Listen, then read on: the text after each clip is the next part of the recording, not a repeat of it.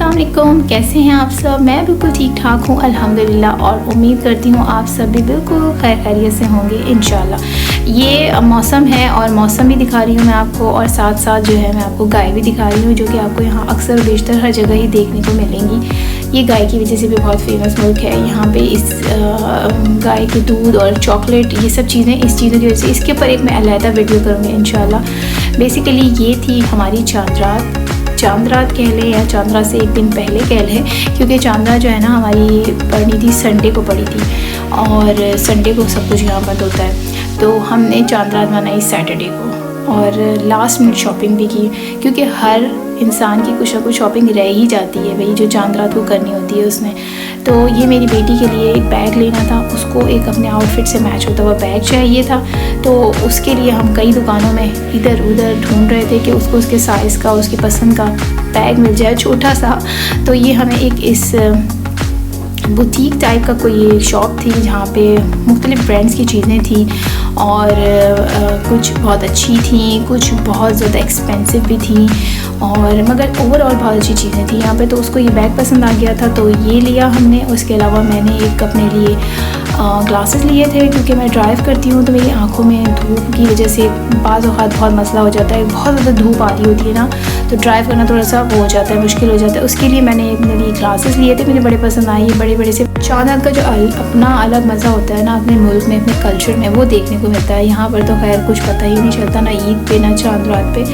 वैसे यहाँ पे काफ़ी मुस्लिम कम्युनिटी है जो ईद सेलिब्रेट करती है, मगर वो दूसरे कंट्रीज़ के हैं, लाइक अल्बानिया के हैं और बोस्निया के हैं, तो कुछ कल्चर मिलता नहीं है ना। मतलब ईद तो हमारी और उनकी एक जैसी होती है, मगर हम लोगों का कुछ आना जाना इतना ज़्यादा ऐसी फैमिलीज़ में है नहीं। तो हम लोग बिल्कुल अलहदा से और ख़ामोशी से और बहुत सादगी से अपनी फैमिली में ईद करते हैं। और ख़ास तौर पे जब वर्किंग डे पे ईद हो ना, तो सुबह के वक्त ये लोग चले जाते हैं नमाज़ वगैरह पढ़ के अपने ऑफ़िस, स्कूल, सब चीज़ें, और फिर उसके बाद जब इनका ऑफ़िस या स्कूल सब कुछ ख़त्म हो जाता है, फिर हम ईद सेलिब्रेट करते हैं। और खाना और फिर ईदी, ये सब साथ साथ उसके वर्क के बाद या स्कूल के बाद चलता है। सुबह के वक्त जो है फिर ये नमाज़ पढ़ के आते हैं, और फिर ये शीर खुरमा या खीर जो भी मैंने बनाई है वो खा के और फिर चले जाते हैं। तो हमारी ईद इसी तरीके से सिंपल सी होती है भाई।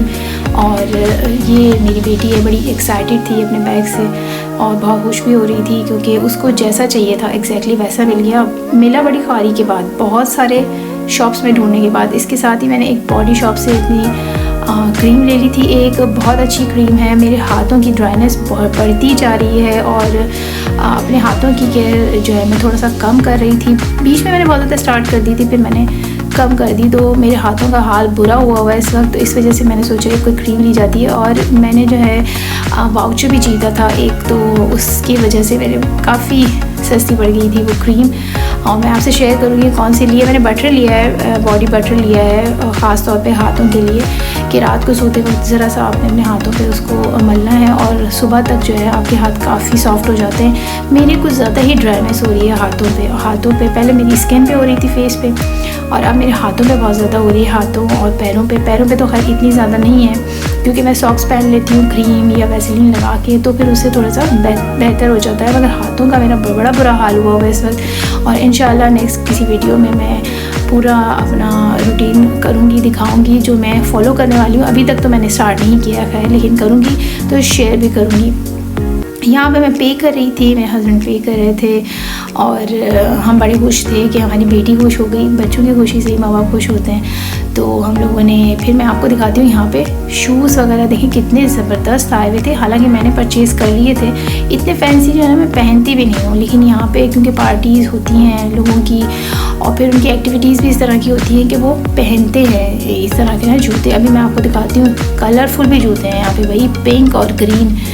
और ये देखिए, ये सारे जो है ना ये ट्रांसपेरेंट चल रहे हैं बहुत ज़्यादा। पाकिस्तान में भी बहुत ज़्यादा देखे हैं मैंने इस बार ईद में, इंस्टाग्राम पे लोगों को पहने हुए देखे हैं, ग्रीन और फिर ये पिंक, बड़े मज़े के लगे वैसे मुझे।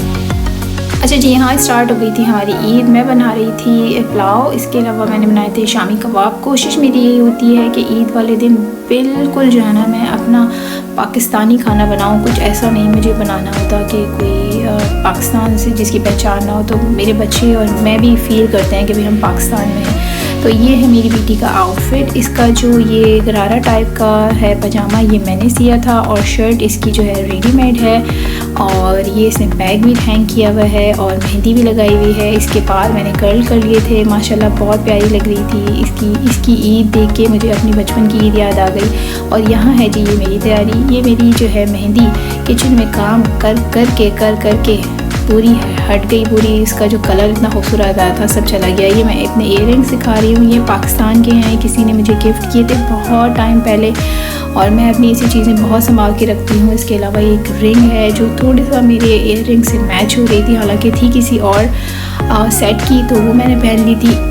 अच्छा, इससे पहले ना मैंने नेल्स लगाए थे, आर्टिफिशियल नेल्स ना चिपकाए। अल्लाह, उसको चिपकाने के बाद मुझे जो उलझन हुई ना मैं आपको बता नहीं सकती। मैंने मेहंदी लगाना कहीं से सीखी नहीं है, मगर मुझे बहुत शौक़ था मेहंदी लगाने का। तो जब मैं छोटी मतलब टीनेज थी तो मैं लगाती बहुत थी, खुद ट्राई करती रहती थी, और मेरा फिर हाथ बैठ गया था। उसके बाद मैं यहाँ आ गई और भूल गई मेहंदी पकड़ना। लेकिन फिर जब से मेरी बेटियाँ हुई फिर मुझे शौक़ आया फिर से मैंने हर ईद पे मैं खुद लगाती हूँ मेहंदी, कोशिश करती हूँ कपड़े भी खुद सी हूँ अपने।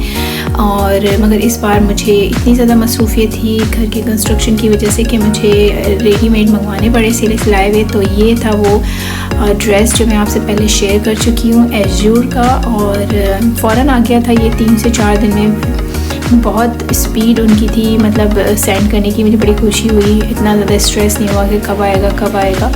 ईद से 2 हफ्ते पहले ही पहुँच गया था ये मेरे पास।